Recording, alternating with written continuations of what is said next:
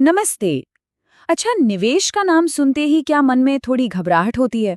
ऐसा लगता है कि ये बहुत मुश्किल होगा, पर ऐसा बिल्कुल नहीं है। तो आज हम इसी को बिल्कुल आसान बनाने वाले हैं और देखेंगे कि कोई भी अपना मजबूत वित्तीय किला बनाना कैसे शुरू कर सकता है। शेयरों से रातों रात अमीर बनना, ये ख्याल तो हम सबके दिमाग में कभी ना कभी आता ही है। पर सच कहूं तो ये कोई गेट रिच क्विक वाली कहानी है नहीं। असली खेल कुछ और ही है। और मजे की बात तो ये है कि शेयर बाजार से पैसा बनाने का जो पहला कदम है ना, उसका अच्छे स्टॉक्स चुनने से कोई लेना देना ही नहीं है। जी हाँ, ये कुछ और ही है। एक ऐसी चीज जो हमारे पूरे फाइनेंशियल भविष्य की नींव रखेगी। चलिए इसको जरा समझते हैं। देखिए, जिंदगी में हमारी इनकम की कोई गारंटी है क्या? नहीं। लेकिन हमारे खर्चों की, अरे उसकी तो पूरी गारंटी है। बिल तो हर महीने दरवाजे पर खड़े मिलेंगे। महामारी ने हमें ये बात बहुत अच्छी तरह से समझा दी, जब कई लोगों की नौकरियां चली गईं, पर खर्चे वैसे के वैसे ही बने रहे। तो इसीलिए आगे बढ़ने और पैसा कमाने के बारे में सोचने से भी पहले हमें अपनी सुरक्षा पक्की करनी होगी। इसे ऐसे सोचिए जैसे हम कोई किला बना रहे हैं। मजबूत दीवारें खड़ी करने से भी पहले चारों तरफ एक गहरी खाई खोदी जाती है ना?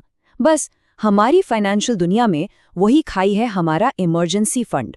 ये है हमारा फाइनेंशियल सेफ्टी नेट, मतलब एक इमरजेंसी फंड। ये पक्का करता है कि अगर भगवान न करे नौकरी चली जाए या कोई मेडिकल इमरजेंसी आ जाए, तो हमें मजबूरी में अपने इन्वेस्टमेंट्स न बेचने पड़े। तो लक्ष्य सीधा सा है, कम से कम 6 महीने के खर्चे एक ऐसे अकाउंट में रखना जो सेफ हो और जहां से पैसा आसानी से निकाला जा सके। और यहाँ एक बहुत बहुत ज़रूरी बात आती है। अक्सर होता यह है कि जब बाजार गिर रहा होता है, ठीक उसी समय नौकरियां जाने का खतरा भी सबसे ज्यादा होता है। ऐसे में बिना इमरजेंसी फंड के लोग अपने निवेश को सबसे गलत टाइम पर, जब कीमतें बिल्कुल नीचे होती हैं, बेचने पर मजबूर हो जाते हैं।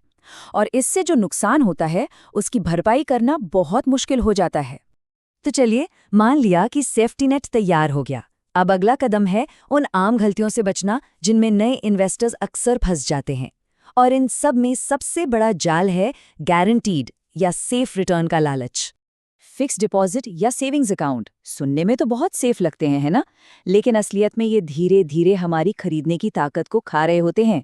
जब हम इन रिटर्न्स में से महंगाई यानी इन्फ्लेशन को घटाते हैं, तो असली कमाई या तो बहुत कम बचती है या कई बार तो नेगेटिव में चली जाती है।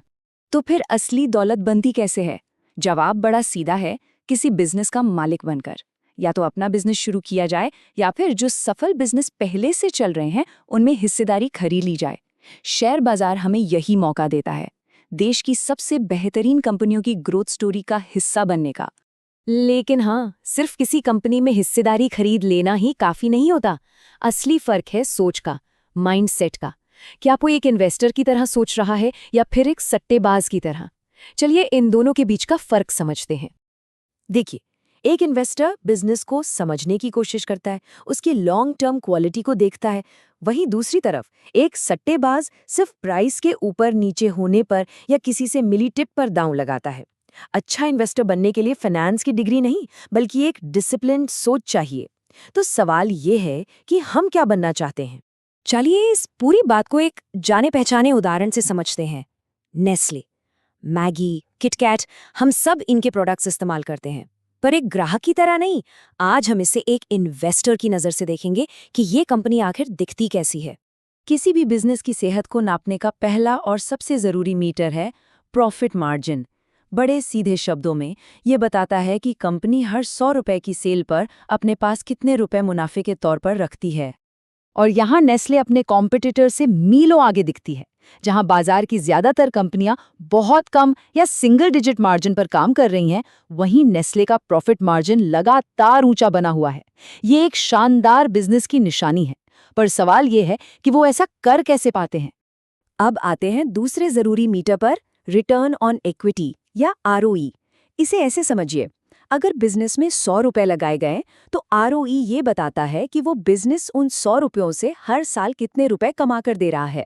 लॉन्ग टर्म में वेल्थ बनाने के लिए ये एक बहुत ही पावरफुल नंबर है। और इसका असली असर देखिए, हाई आरओई वाली कंपनियों के एफएमसीजी इंडेक्स ने पिछले 10 सालों में इन्वेस्टर्स का पैसा 4 गुना कर दिया। वहीं दूसरी तरफ लो आरओई वाले इंफ्रास्ट्रक्चर इंडेक्स ने पैसा मुश्किल से डबल ही किया। ये एक जबरदस्त रिमाइंडर है कि बिजनेस की क्वालिटी आखिर कितनी ज्यादा मायने रखती है। तो फिर से वही सवाल, नेस्ले लगातार इतना शानदार परफॉर्म कैसे कर लेती है? जवाब छिपा है एक कॉम्पिटिटिव मोट में, मतलब एक ऐसी मजबूत खाई जो इसके मुनाफे के किले को कॉम्पिटिटर्स से बचाकर रखती है। तो क्या है इनका ये सीक्रेट सॉस? नेस्ले की सबसे गहरी खाई है उसका बेबी फूड बिजनेस, जहां भारत में उसका मार्केट शेयर लगभग 98% है। ये एक तरह की मोनोपोली है जो सालों के भरोसे और कुछ एडवर्टाइजिंग नियमों की वजह से सुरक्षित है। आखिर कौन से माँ बाप अपने बच्चे के लिए किसी नए अनजान ब्रांड पर इतनी आसानी से भरोसा करेंगे? तो हमने ये सब देख लिया, emergency fund, inflation, investor mindset, business quality. पर अब सवाल ये है कि एक नए इन्वेस्टर के तौर पर इन सब बातों का मतलब क्या है? पहला सही कदम क्या होना चाहिए? चलिए इन सभी बातों को एक सिंपल एक्शन प्लान में बदलते हैं। ये एक ऐसी बात है जिसे अक्सर लोग नज़रअंदाज कर देते हैं। हर कोई अगली बड़ी चमचमाती नेक्स्ट बिग थिंग वाली कंपनी ढूंढ रहा है, लेकिन असल में सबसे ज्यादा पैसा अक्सर उन बोरिंग कंपनियों में बनता है जो दशकों से चुपचाप लगातार अपना काम अच्छे से करती आ रही हैं। तो पहला कदम बहुत सीधा है, ऐसी कंपनियों से शुरुआत करें जिनका बिजनेस समझ आता हो और जिनका ट्रैक रिकॉर्ड मजबूत हो। और दूसरा, लंबी अवधि के लिए टिके रहने का मन बना लें, कम से कम 10 से 15 साल। याद रखिए, असली दौलत बनाने में समय लगता है। तो अब सोचने की बारी है, जरा अपने चारों ओर देखिए, कौन सी ऐसी बोरिंग कंपनियां हैं जिनके प्रोडक्ट्स हमारे घर में सालों से इस्तेमाल हो रहे हैं और शायद अगले कई सालों तक होते रहेंगे। हो सकता है हमारे फाइनेंशियल किले की पहली ईंट वहीं कहीं छिपी हो।